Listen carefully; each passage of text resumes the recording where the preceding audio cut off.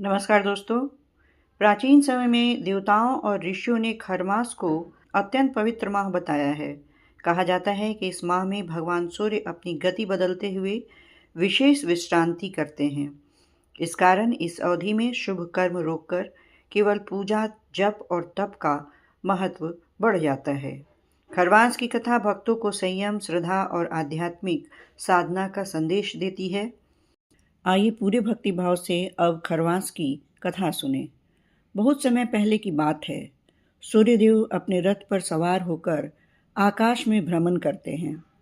सूर्यदेव का रथ 7 घोड़ों द्वारा खींचा जाता है और उनका रथ कभी रुकता नहीं है। रथ का निरंतर चलना ही दिन और रात और ऋतुओं का निर्माण करता है। लेकिन एक बार सूर्यदेव के रथ के घोड़े अत्यधिक थक गए। लगातार चलने से उन्हें आराम की आवश्यकता थी।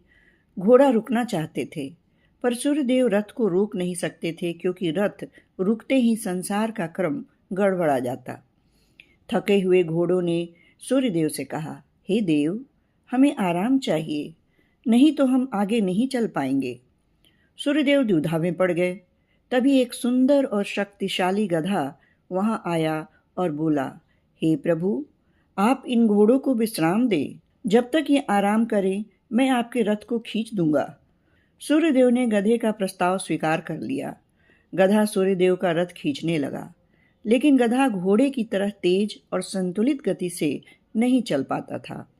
उसके चलते सूर्य का मार्ग धीमा हो गया और सूर्य की दिशा भी प्रभावित होने लगी। गधे की धीमी चाल के कारण सूर्य की गति धीमी हुई और पृथ्वी पर ऋतुओं का संतुलन बिगड़ गया।